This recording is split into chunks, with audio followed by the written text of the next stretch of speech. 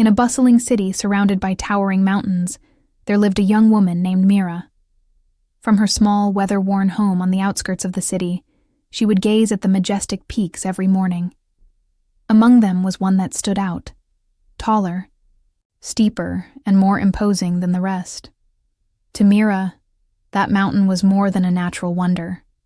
It was a symbol of hope, strength, and endless possibilities. She dreamed of one day standing at its summit, feeling the clouds brush against her skin, and proving to herself and the world that no dream was too big. But life in Meera's household was far from easy. Her father worked tirelessly as a cobbler, fixing worn-out shoes, while her mother sold vegetables in the local market.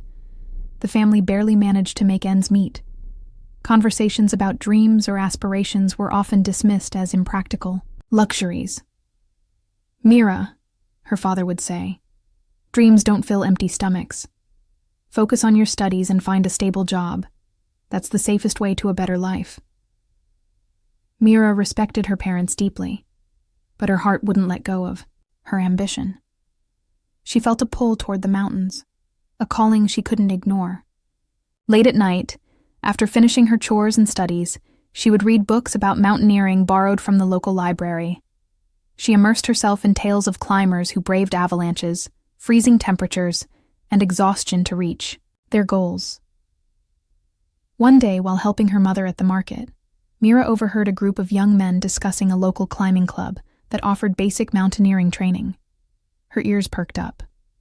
She learned that the club conducted weekend treks and even trained aspiring climbers. Excited, she rushed to the club the next day.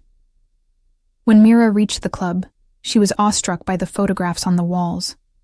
Pictures of climbers standing triumphantly on snowy peaks, their flags waving against the wind. She approached the owner, an experienced mountaineer named Rajiv, and nervously inquired about joining the club. "The training fee is 5,000 rupees, Rajiv said. "It covers basic equipment and instruction." Meera's heart sank. That was more money than her family earned in a month, but instead of giving up, she looked Rajiv in the eye and said, "I don't have the money now, but I'm willing to work for it. Please give me a chance." Rajiv was taken aback by her determination. "All right," he said. "If you're willing to work hard, you can help out at the club, cleaning equipment, organizing supplies, and assisting with treks. In return, I'll train you." Thrilled, Meera threw herself into her new responsibilities. She spent her mornings tutoring neighborhood kids to earn a little money, her afternoons helping her mother in the market, and her evenings working at the climbing club. Despite the long hours, she never complained. She absorbed every lesson. Rajiv taught her how to tie knots, use climbing gear, and navigate treacherous terrains. Months turned into years, and Meera's skills grew. She joined the club's weekend treks, earning a reputation for her endurance and quick thinking. On one trek, she saved a fellow climber who had slipped on a rocky slope by anchoring a rope and pulling him to safety. Her courage and composure impressed everyone, including Rajiv, who began to see her potential. "Meera," Rajiv said one day, "you're ready for something bigger. How about attempting a climb on one of the smaller peaks?" The thought thrilled and terrified her. She agreed, knowing this was her first real step toward her ultimate goal. The climb was grueling. The cold wind bit into her skin, and the thin air made every step a struggle.